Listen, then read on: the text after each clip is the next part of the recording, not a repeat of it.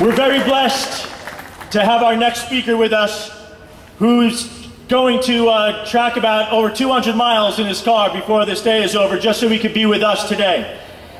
His name is Jason Jones, and many of you who know that name may think of Jason as the Hollywood producer of the movie Bella. Jason is also the creator of the Bella Hero program, which provides free screenings of the film in crisis pregnancy centers, on college campuses, and in prisons.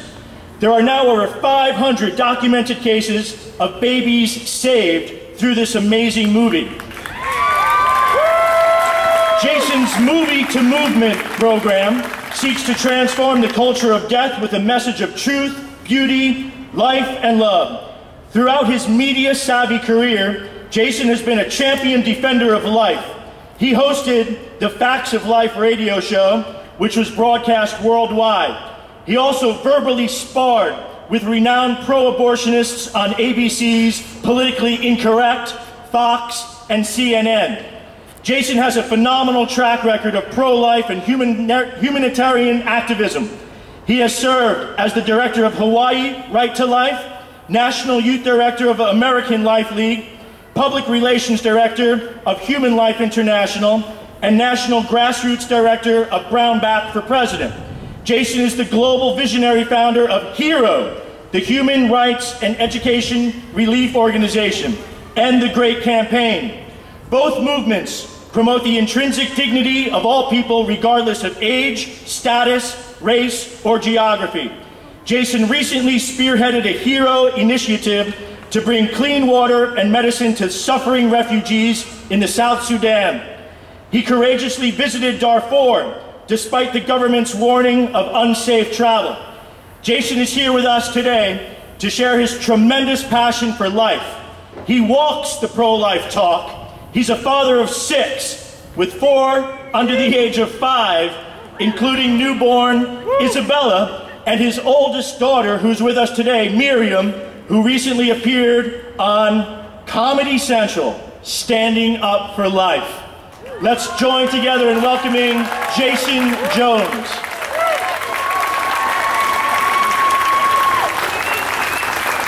Thank you, Mike. Thank you, Ed. It is a privilege to be here today. And I see a lot of those signs, those funny signs. I tell you what, guys, you keep your condoms, I'll keep my diapers. You keep your condoms, I'll keep my children. What a blessing it is to be a father of 6. And I just want you to know, with the American Way signs, I'm just getting started. I'm just getting started. What a beautiful sight. I'm taking my oldest daughter to Hawaii today, where she'll be living for the next 9 months. She's a missionary, and I'm so proud of her. And you can see her. She's a beautiful girl. Her mother's Filipino. I'm from Hawaii. I'm a haole, so I call her my little jalapeno. And I knew that I was going to get invited instead of Eduardo Verástegui, who's my partner, who you just saw in For Greater Glory. Did you guys see that? When I heard a man's voice on the other side of the line, I'm like, oh, this is a speech I'm going to get invited to. Every time a woman calls and asks for a speaker, Eduardo gets invited. I don't know why that is. It's interesting. But I just want to say, first and foremost, I thank God for the privilege of being an American. What a privilege. You know, I was last in my class out of 565 students at my high school. Last in my class. I wasn't last because I was too smart either. I used to tell people that. I was just dumb as rocks. But this is a beautiful country where we all have opportunity. You know, and I do a lot of work in Mexico. And isn't it amazing when you drive across the border, as soon as you get across the border, even the grass is greener. Have you noticed that? And why is that? What is special about this country? It's our founding principles.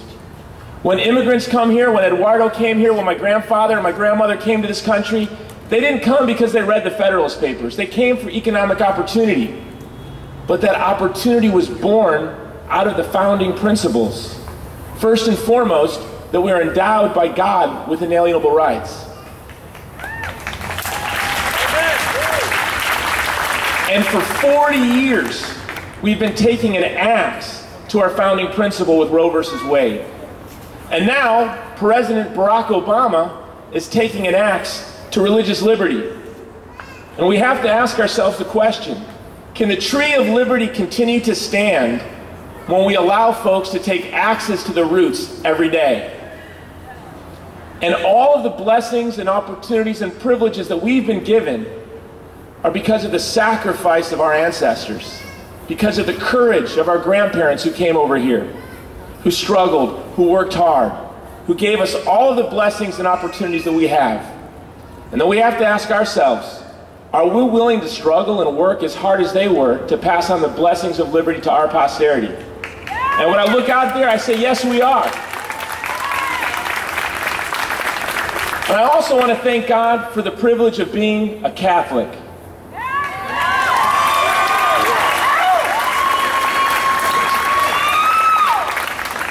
I like this lady. Now I know that not everyone here is a Catholic. There's Christians, there's Jews, there's agnostics and atheists. And in fact, I was raised an atheist. My father was an atheist.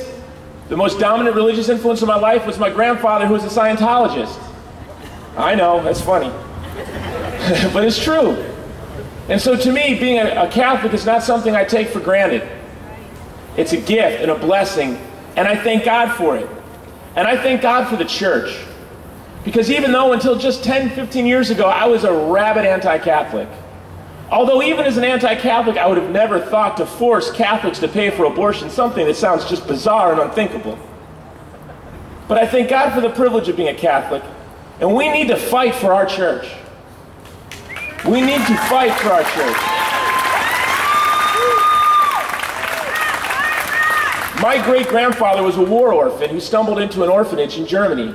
He stumbled into a convent at 5 years old. And beautiful, courageous nuns cared for him. He was raised there. At 18 years old, they didn't even know his name. All he knew his name was Johannes. So they called him Johannes Johannes. When he came to America at 18, he changed his name to Peter Jones. And then in his parish, he met a young woman who came to America alone as well, who was from Poland. And there in that church, they were nurtured, cared for, and built a family in a new country. My wife, her family's from China. When the communists won, her grandfather, who was a nationalist general, hid his 2 daughters in a convent. And for 4 months, he sought to find a way to get them to Hong Kong, and he finally found a way, and he came back, and you have to love our nuns. He came back, and his 2 Chinese daughters were calling themselves Maria and Teresa, and they'd been baptized.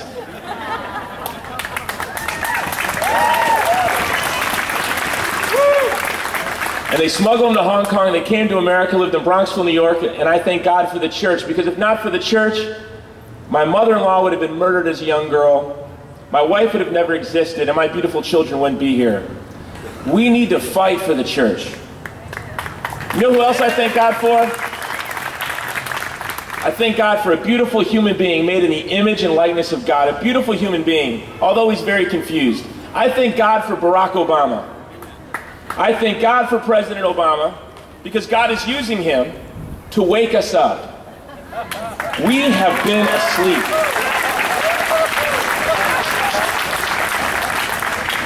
I think that the fact that we have to have a protest, we have to gather and stand up for religious freedom in America is absurd.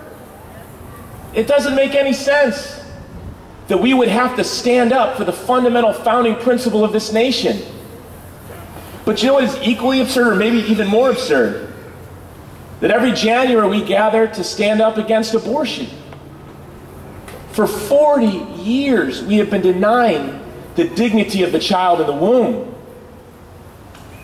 Here's what I need to say. Our republic cannot continue if we continue to deny the founding principle of this nation. And God is going to keep trying to wake us up.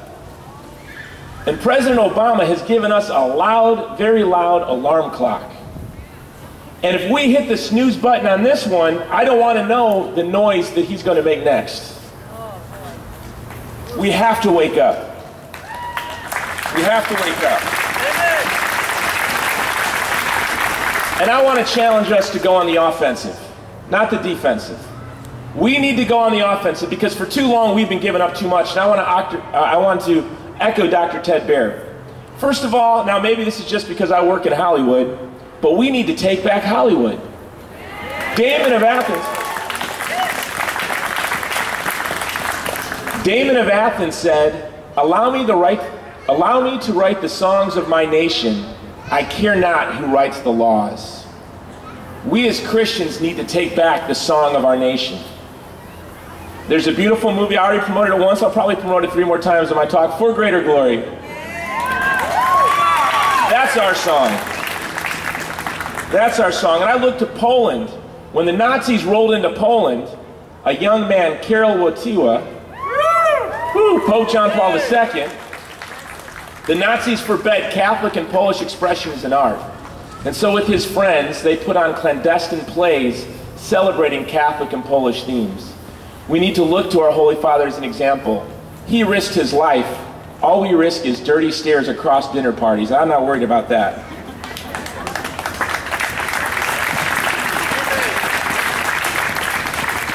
So and while we're taking back Hollywood, we need to get back involved with our parish, with our churches. What good is it to have religious liberty if we're not exercising those muscles? And we have to ask ourselves, how faithful are we? And first and foremost, as a Catholic man, I'm responsible for the religious education of my children. We need to stop sending our children to government schools.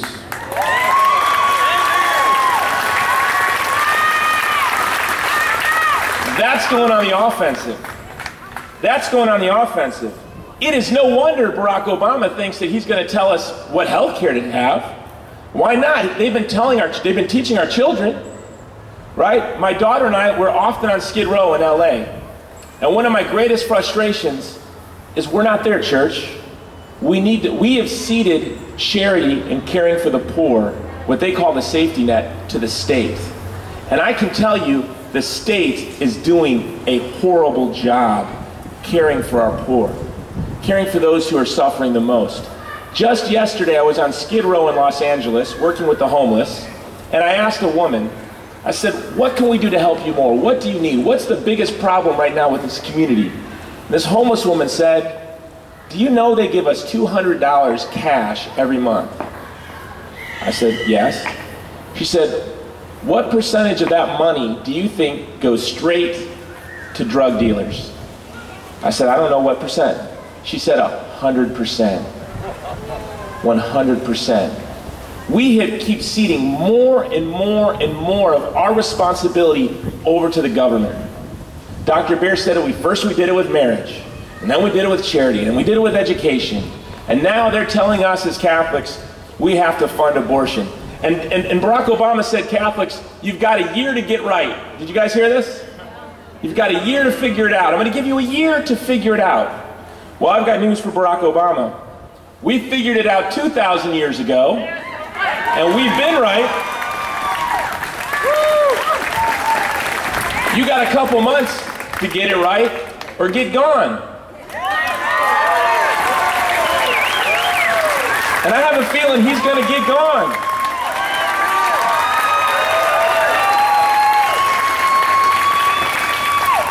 Stalin stood up to us and lost. Napoleon stood up to us and lost. The Caesars stood up to us and lost. I'm from Hawaii. Some soft kid from Punahou High School, he's going to lose. And the church is going to win. And we will not be funding abortions. I'm not worried about that. That is not going to happen. And as Christians, we need to be involved in our civic duty. Now, I know I'm speaking to the choir here, but I hear folks say, well, I vote every 2 years. Standing in line at a junior high for a couple of minutes every 2 years is not fulfilling our civic duty. We need to get really involved. We need to be involved with our parties. We need to be involved at the platform committee level. We need to be involved in every aspect of choosing our representatives, and we need to run. We can't just say, I vote. Voting is not enough. Being really involved in choosing our representatives and running as our representatives at every level, that's a habit. That's a civic duty habit that we need to develop. And I know if you're here, you've got it. We have to motivate our friends to have it. Because we are the sovereigns. We are the sovereigns, and God is going to judge us by the standards in which He has judged kings and pharaohs. What a privilege it is to live in a country where as a citizen, we are responsible for the laws of our land. But what a severe duty it is to be responsible for the laws of our land. I want to close with a story. A couple of years ago, I brought Eduardo Verástegui. Do you guys all know who Eduardo is? The star of Bella, For Greater Glory. I brought him with me to Darfur, Sudan, and this made a lot of people angry. I remember one woman called me and she said, "You have the right to go to Sudan if you want. You can go to a war zone. How dare you bring Eduardo Verástegui? That's irresponsible." And she just kept going on, and finally I had to say, "Mom, Eduardo really wants to go." And I wish that was a joke, right? So I brought Eduardo to Sudan, and we were there for a while. We were drilling wells and distributing medicine. And on our second to last day there, we were walking back from a village to our camp. And these boys began to follow us. And I'd seen these boys there for a couple of days.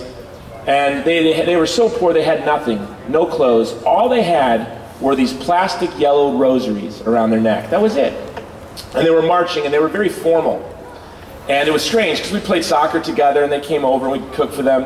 But this time there seemed to be something different, and they were very formal. And they were marching, and the oldest boy stopped, and he looked me right in the eyes. And he said, "Mister, take us where you going?" I said, we're going to camp. Do you want to play soccer?" "No, mister. Take us where you going?" I said, "We're going back to camp." He says, "No, mister." And he pointed his chest.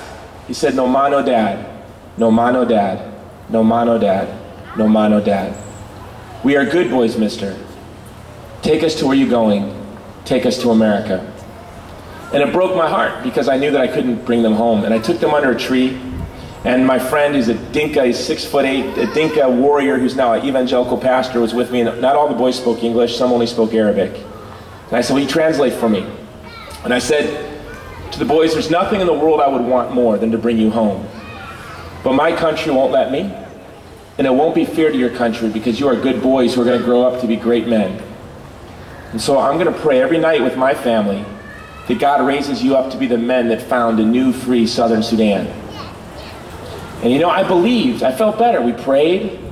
We walked back to camp. We played soccer. We watched the Passion of the Christ with them. We ate goat. And I felt better because I knew God could answer that prayer. And do you know God can answer that prayer? You do. Well, here's the good news. Well, you know, we know God can answer that prayer, but they're poor. They were illiterate. And that's not the hard part. The hard part is every moment, every quiet moment of their life is crowded with the memory of their siblings and parents being murdered by the Janjaweed. And how oppressive must that be? But the good news is that last year, for the first time since the reconquest of Spain, a Christian people under the yoke of Islam freed themselves, and South Sudan is the youngest constitutional republic in the world.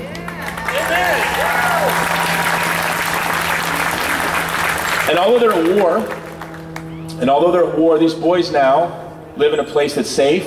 They're in a school, they're in an orphanage, and they're being taken care of, and they're growing into the men that will be responsible for a new free country. But when I was there, they looked to America. Christians are being persecuted violently all over the world. The Chaldeans in Iraq are being cleansed. In Sudan and across the Middle East, Christians suffer severe persecution. What message will we send to the world if here in America, the city on a hill, we fail to claim something that was given to us not by government, but by God, our right to do right and our right to worship Him? We cannot lose. We will not lose, not just for our posterity, but for the church around the world. They're looking to us.